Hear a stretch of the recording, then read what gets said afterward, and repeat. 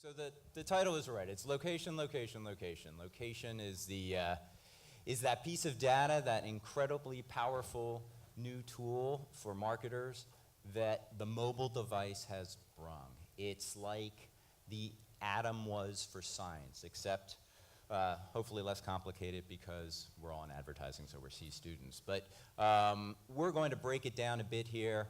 We're going to talk about three various buckets. And when we're talking about location data, what are we really talking about? Most of us are familiar now in the mobile world that if Dunkin' Donuts knows we're on our way to this location here, they are interested in us as a prospect because we might be picking up coffee. If a big box retailer knows it's at a competitor, we know that they're interested, they might want to get you back to their store. And if certainly you're on an auto lot, and marketer can know that, they know you're an auto intender and are interested in you, not just then, but possibly later because you're in market.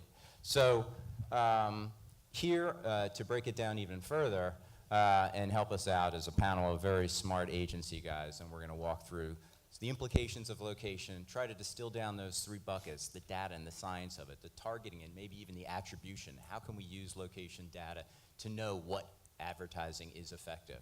So to my left, we have Rich Guest, who's the president of Tribal DDB, runs the US operations for Tribal. Tribal includes advertisers like ExxonMobil, like H&R Block. To his left, Craig Atkinson.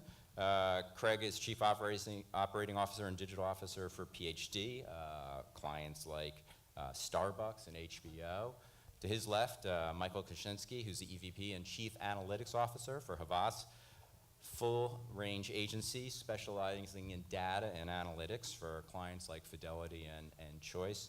And to his left, Michael Lieberman, recently made co-president, running New York office and operations for Joule Mobile. It's great to have you guys here. Thanks so much. Michael, I'll start with you. First of all, just give us a broad definition. What is location advertising to you? What's the difference between location and local? Okay. I'd say to the second part, I don't know if they're mutually exclusive, local versus location-based.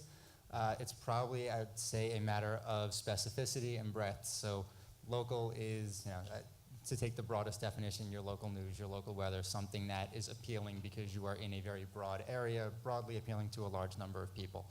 When you start talking about location-based and especially data, as we're all going to discuss it, what you're really looking for is a level of specificity. So understanding what a single user or a mass of single users has done, and then how that ties into a particular behavior or acts as an indicator into what they might be interested in. That sounds like a good definition. So Rich, bigwigs in the ad agency business have said, this location data, this is going to change the marketing world. I think Martin Sorrell quoted as saying, this is the holy grail of marketing. Give us sort of your big, broad perspective as president of an agency. Is that the case? Are we there yet? Is that an overstatement, an understatement? Oh, God, you never like to disagree with Martin Sorrell, but I'm going to say no. Okay. It is an important piece of data, and it's a critical piece of data. But Career killer right there. Yeah, I'm never going to work at WPP. It's an important piece of data, but it's one piece of data, and I think one of the things we're constantly talking about with our clients is data does not equal intelligence. If I can take that location data, combine it with several other pieces of data, and know something unique about a consumer that's going to help me better target that communication to them, to better convince them to buy, yes, then that's the holy grail. But location in and of itself doesn't tell me everything I need to know. Yeah, I think just to jump in, it only makes sense as something to be super excited about if you believe it unlocks the grander vision of what we're all trying to do, right? So mobile in and of itself is interesting, but mobile enabling us to do everything we want to do across all the channels, that is really interesting, and that's where the Holy Grail, you can start throwing around phrases like the Holy Grail. Yeah, got it. Well, Michael, talk to us a little bit about, backing it up a little bit. You're an analytics guy. It sounds to me, and it would seem to much of us, this location data could be the Holy Grail, but a lot of it depends on, well, is that data any good? Where do you get it? How do you mine it? How do you mine privacy? All those types of things. This is where you live. Tell us a little bit about it. Yeah. What's going on there? What are you guys looking at as an agency? What's the good stuff and what's not the good stuff, and what are the What are the issues? Yeah, no, absolutely. So I'm pretending to be an analytics guy. No, but if you actually look underneath the hood, there are two types of geolocation data. There's the data that's the opt-in data, right? That's the data when users actually opt into the utility apps. And that's fairly accurate, but that provides its own set of challenges, and that's about 10 to 15%. The other type of data where you don't have that opt-in, you're essentially triangulating kind of what's called a user agent, which is device sort of tracking, not even MRC accredited. And if you run a distribution on that sort of data, you don't really get much differentiation beyond DMA. You run a frequency, everybody's in New York. You're like, okay, great, what am I going to do with that? So with that, what we typically use that data for is profiling a user in terms of understanding exactly where that user goes, what he does, understanding more around the data aspects of the user versus using that data specifically for targeting. Got it. So expand on that a little. We're talking about the data, but let's jump to the tactics. Let's say you've got the good data, you've got the good information. Talk to us about the tactics that you're using with your agencies. Michael, I'll start with you. You've got big clients, you're focused completely on mobile. Comment on the data part, but then talk a little bit about the tactics that you're seeing work or where you are in the evolution. Are you dabbling? Are you dabbling and you've seen some results, or are you using it and you're seeing results, left and right? And I think to answer this question, it actually goes back to what you asked, and Rich, what you answered about the Holy Grail. Location in and of itself is probably not the Holy Grail. But when you look at mobile has this incredible capacity to tie the virtual world, the digital world, to the real world. That's where location comes in and plays a huge role in our ability to do that. So, you go back a year or two and it was geofencing, which is, very simply create a fence around a location and anyone in that area happens to see ads, right? It was kind of like ground zero for location. It's got some utility, but if that's where we stopped, then we'd be doing a great disservice to mobile and to all of our advertisers. So what we look at now when it comes to data is exactly what Michael was discussing. What does this lat long tell us about what you're doing? Does it indicate that you're in a store? Does it indicate you're frequently in certain types of places? How do we take that location knowledge and then bring it back up to a level where we understand more about the individual, their behaviors, their comings and goings, in the least creepy privacy type sense? Right? And using that, what we've started to do with advertisers, especially as we get into the holiday season coming up soon, and one electronics advertiser who we work with, is specifically concerned about those retailers where their product is being sold. Right? So what we're trying to do is identify people who are in market for electronics, who might be doing some pre-research, who are ready to buy before Black Friday and the holidays hit, and then be able to retarget those same individuals later based on where we've seen them go, hopefully add in some third-party data or some other online data points to talk about what kind of research they're doing, what they're looking for in terms of products, and then go and sell them the right product with a retailer call to action tied into it so they know where to go to find it, what price it's going to be, and what they're getting all in one shot. Yeah, and I would add to that, I think the use of that data in that context where you're actually identifying some characteristics around a user to be smarter about the way you communicate with them is exactly what we do. The inverse of that is like, how do you target somebody in the moment of truth, right? If somebody's walking into a store and you're trying to give them a coupon, we spoke about this earlier, and get him to walk across the street, then the question is, why not simply put a for sale sign or some discount sign in that store window, and then they might just come naturally. So why do you even need to target them on mobile, right? So actually using that data in a smarter way for follow-up and for remarketing, I think makes a lot more sense. Yeah, the idea of location providing the consumer's context to me is something that has been often overlooked in these kinds of discussions because, I talked and hit on the things that most people think about, that retail, foot traffic driving. But really what location data in context can give you, not just where you are right now, but where you've been before this in a non-creepy way, can really link the creative message with the mode the consumer's in. And you know what? That doesn't have to be, I don't think, we don't think, and we don't see, for it to be effective, only driving to retail because you're close to a retailer, or even retargeting somebody because we saw you in a retailer or in a type of store. We might want to send you a kind of message when you're at home versus when you're at work, right? If you're a financial services company, you might want to reach people when they're at home, when they can fill out an application. If you're a B2B business, you might want to reach people when they're at work. If you have lots of data and you can put that in the context, to your point, of a demographic, which some companies, including ours, are doing, that's even more compelling because it's not just cookies on a couple business sites. It's not just you read the business pages. It's somebody who we see in a business area 5 days a week, 4 weeks a month, except for 3 days on weekdays we see in hotels or airports traveling, so we can have an idea of their demographic. So there's all these really exciting things that we're learning about folks and how to use this. Are there other tactics, Craig, that you can talk about, or advertisers that are looking at this and that you're experimenting at your agency with this type of thing? So I think we're all in violent agreement on the right way to use location, because some of the examples I had are very similar to what the Michaels were talking about. One thing that we're just getting started on is understanding, can we take the signal that we can get from that and then bring it all the way back up and somehow get it into our planning tools, right? So, for example, maybe it's not necessarily a retailer, although the retailers are obviously hugely interested in this, to take a signal from someone like Place IQ or anyone else that produces those signals and say, how can we watch different consumers in a certain area and buy our outdoor based on where we know they're going to be? Or do they commute in certain corridors? Do they happen to go to certain places over the weekend? What if that happens to be? So I think that signal is tremendously under-leveraged. I'd be lying if I was saying we were doing that at a mass scale right now, but we are very aggressively pursuing that as a broader input for planning, which goes back to sort of my original point, which is I think it's only interesting if we can pull it out of the mobile box and have it enable all the other pieces that we're doing. Yeah, and I would echo that. In a 360 planning or media agency environment, which we're in, that sort of layer of data, I think, would greatly enhance our ability to kind of understand exactly where consumers are seeing our ads outside of just the mobile channel. So are there companies you're seeing doing this? Are there brands that are experimenting with this that you've seen results in? Talk to us about some specifics. Are there interesting partners out there who are coming to you with these types of solutions? Or is it still, to your point, too fragmented? Mobile companies are coming to you with mobile solutions, et cetera, et cetera.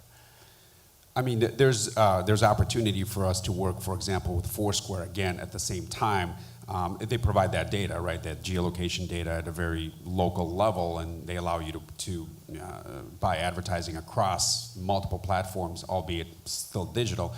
The point being is that they don't have that many users, right? And if you start to actually identify your demographic for your brand within a specific time or location, you might find, 35 users. You're not going to custom craft a creative. That's going to be more expensive than actually reaching that, right? So that's a challenge. The challenge is the data is fragmented. It doesn't allow you enough scale. But yes, solutions are out there. I mean, if Foursquare had the same volume of users as let's say Facebook or Twitter, at that point that would be something more meaningful. Just for a specific example, we do Safeway is our client out on the West Coast, and Safeway has a new brand of organic products that they're launching. They'd very much like to go and speak to literally every single Whole Foods customer. And so where this campaign has evolved is it started a few years ago with simple geofencing, right? So if anyone walks into a Whole Foods, we'll send them a message and say, hey, guess what? Safeway has something that's completely similar to this, probably a third of the price, et cetera. As that evolves, we then are able to actually retarget those people who have sort of become identified as regular Whole Food customers. And then the further evolution of that is to say, how do we place our, as I said, outdoor or bus shelter, or in a future world, which would be really exciting, set-top boxes of those consumers, right? And so that last hop certainly does not exist today. I do think it's really interesting, and I think that the industry needs to have a much better, I might be jumping ahead to another topic here, but having some standard on the data is incredibly valuable, right? So the notion of things like place visit rate would be unbelievably valuable, and whatever the solution is that does that, for us to know, do our television ads actually get someone to respond and go to a store, right? Because we're able to say, yeah, they were seen or not seen, and if we have very complex econometric models, sometimes maybe we'll see some bump out of that. But to me, the last hop is where the magic is. Right, at that last. And there's a lot of solutions there, and I guess one of the challenges is how do you measure all those different mediums, and are there companies out there who can pull that all together? But I'd also say at the agency, is there somebody who's pulling that all together? Rich, I mean, who's in charge at Tribal of looking at all of this stuff all in one holistic mass? You know, is it, we've got an attribution solution, it can tell us where people are in a store, and now we need to figure out whether it was the out-of-home, the television, the radio, or the location-based mobile advertising that pushed them. I'd say at a creative agency level, not as many people as should be. We're coming out of a very brand-driven marketing environment to more of a performance-driven environment, and like our clients, that change is often a struggle, but we're fortunate that we're part of Omnicom, and Omnicom Media Group has a great solution that they've built over the past 3 years from the ground up in Analect, which is a great data solution for all the agencies to tap into, and I think helps us figure out things like Craig is talking about. Because as a creative agency, I don't want to just know that someone went into a Whole Foods. I want to know they go into Whole Foods and 3 other grocery stores, because that tells me they're a different segment, and I need to push different buttons with them to get them into Safeway than if they go to Whole Foods only and every week. So we need to be looking at that data, and we're in the midst of a shift to do that on a more frequent basis. And I think a lot of our clients are shifting from what is our target to what are our micro targets. And the more we know about shopping behavior and location and product preferences, generic versus branded, the more we can drive specific messaging to speak to that and drive real results. So econometric modeling, that's like music to my ears, right? So one of the reasons I'm here at the mobile conference is I do want to say that we've done extensive work, and we've published some work around kind of mobile attribution, right? So where we're able to actually stitch users across screens, and that's not many. They have to be in a logged in state. We have to have the double-click cookie through Gmail, so on and so forth. But for the users that we're able to actually stitch together their story, we have seen statistically significant impact in terms of exposure or non-exposure to mobile ads. So there's definitely something there. We haven't been able to go further down below the fact that are you exposed or not. But there's definitely something there, and I think mobile does have a promise. We just have to figure out exactly how to use it, right? And geolocation, I think, is a data source. Again, not looked at by us initially for that attribution model, but I think that's something that would provide additional insight. And this is something that not to turn this into a measurement panel, but going off what you just said, econometric modeling and attribution, these are things that all brands should be doing, and should be doing not only in mobile, but across platform. I think what happens a lot of times is everyone's looking for a packaged or a box solution when it comes to mobile. All right, tell me that if I show my ad here to someone who has been in these locations, it's going to prove that they purchased or bought. And I would ask you to tell me that your TV spot or your radio spot or even your online banner ad running across the top of a page has done exactly that. Right? So a lot of times you hear that measurement is holding up mobile investment and holding up mobile trial. It's not. You can work out systems. You can figure out what are those models that are going to give you the attribution or get you a close enough indicator to provide learnings and prove that you should keep going. I just don't want mobile held to an unfair standard, because it's expected that digital, and especially digital in your pocket with the power to know that you are at 40.762942 degrees, is held to a standard that other media are not. He's my new best friend. I fully agree. Econometric modeling should be something that brands look at as either agencies or third-party solutions. That's something we can definitely bring to them, and we should. Yeah, and as a mobile location power company, we certainly are in the business of bringing folks third-party studies to validate what we're doing.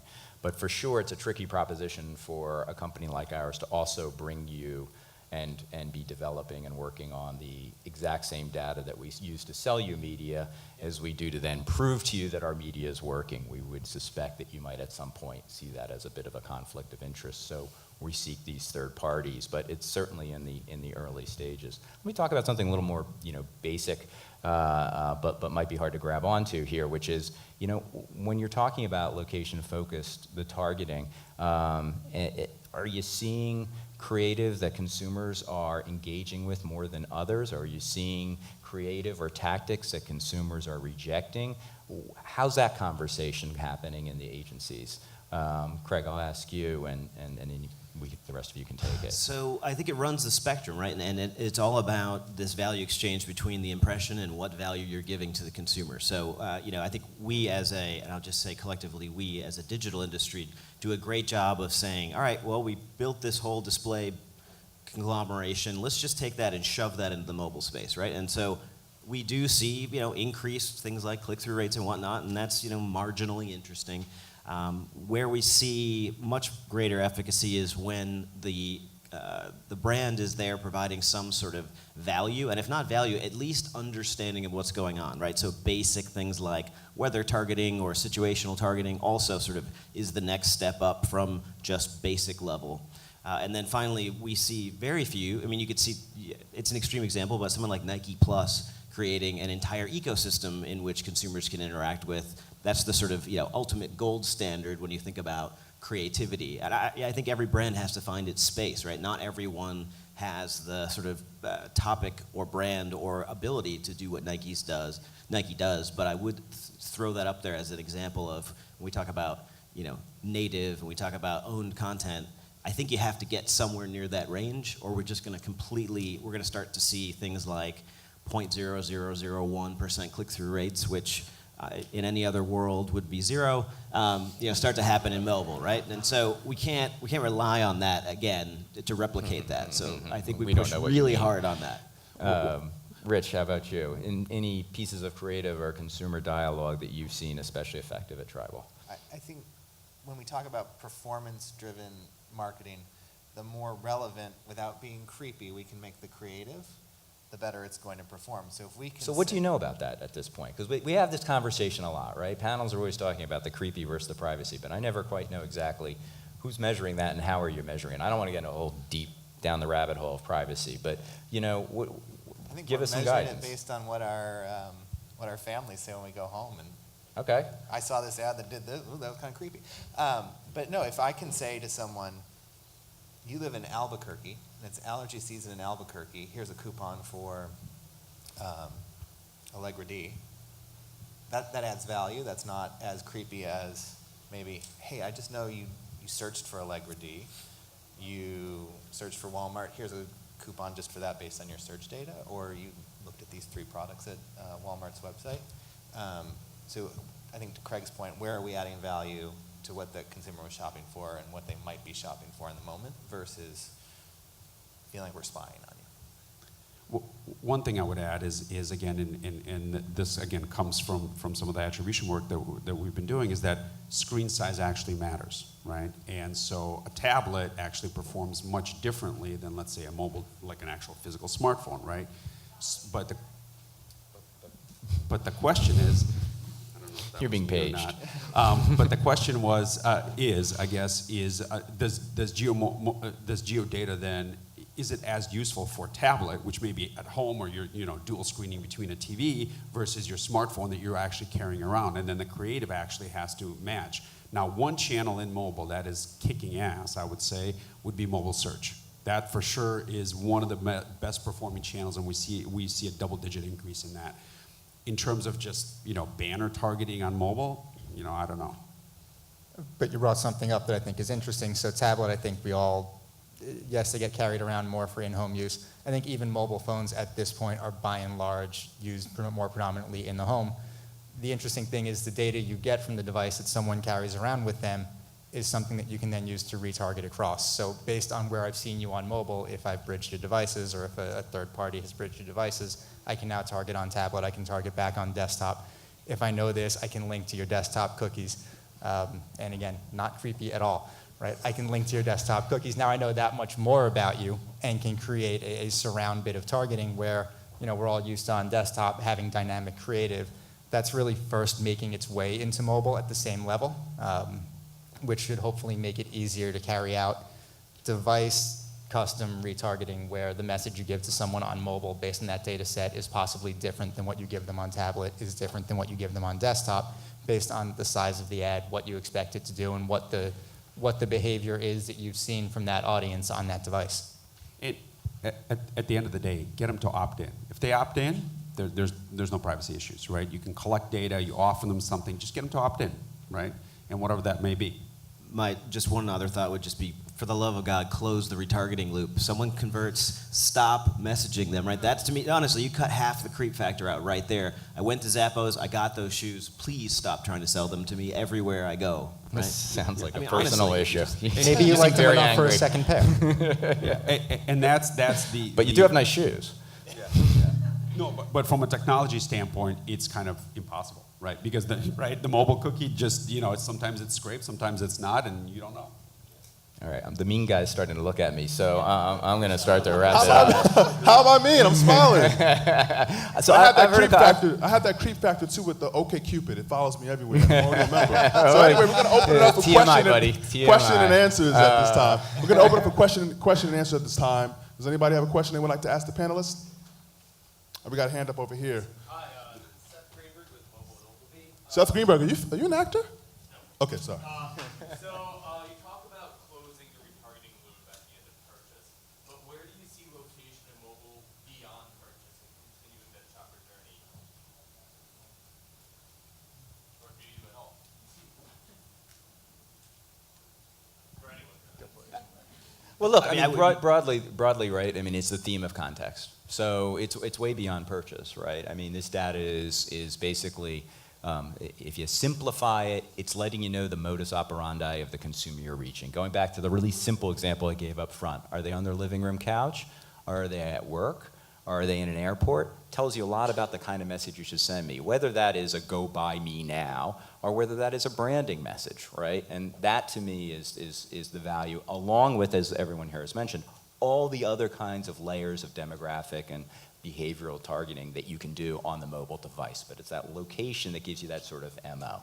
But I would then just I'll say, let- to layer on top of that, depending on what the purchase was, maybe it's a follow-up with an upsell to something else, or maybe it's also to try to drive some sort of brand advocacy. So if you go in and you're really happy about it, can we somehow get that out of you and then reuse that content as our own to show how happy and excited consumers are by their purchase?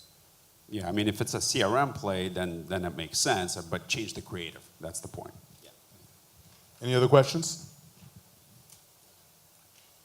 One more question. All right, right up front. Quick question. With all the talk about, it was brought up before, indigenous or native advertising and how relevant that is in mobile, and the opportunity to leverage that more quickly in mobile than on desktop now.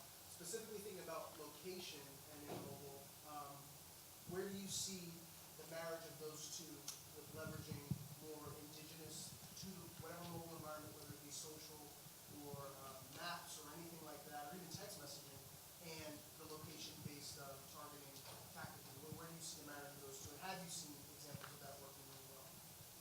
Well, I mean, the marriage of it right now in the world that I live in is in terms of mining the data there. So if there's social data that we can mine location and themes through and context, that's just one more data set that we'll plug into the other data we have on location and the other demographic data we have. Beyond that, I'll ask the panel you could look where at- they see that marriage. Look at applications like Foursquare that does a really nice job of integrating what your behavior is and then serving you up occasionally. And there's not a ton of brands out there using it yet, but I have now seen, like Starwood Preferred Guest will sort of congratulate me for my however many stay I'm on in a certain property and then remind me, hey, I could go to the bar, or hey, I could go to the spa, or whatever it happens to be. So I do think it goes to that, how do you take what you know and then either ask for advocacy or ask for maybe another purchase that's related?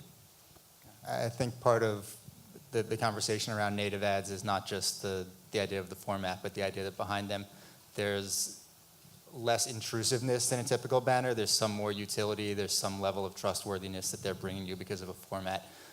To the extent, to what James said, that your location data provides something that we can add to that utility that we can use to mine based on what you've done in the past. I think that is a place where they can play together, and hopefully they will drive, whether it's conversion, sales, brand lift, whatever it is you're looking for, they will be able to drive something more effectively. I don't know that it's been done especially well just yet. I think native and mobile is still being figured out, and every time you read a paper, it's got a completely different definition than the next time you read another paper. So we'll figure that part out. All right, and we have time for one more question right up here in the front. Outside of retail, are there any sectors that you think hold a great deal of promise for this location-based technology? Well, look, I mean, we can speak to, just from our company, which focuses on nothing but location-powered advertising, the hundreds of advertisers that work with us and the thousands of campaigns. The number one is, in fact, still retail. But number two is restaurants, QSR, and CDR, casual and quick dining restaurants, which makes a lot of sense, right? And then the third for us right now is auto.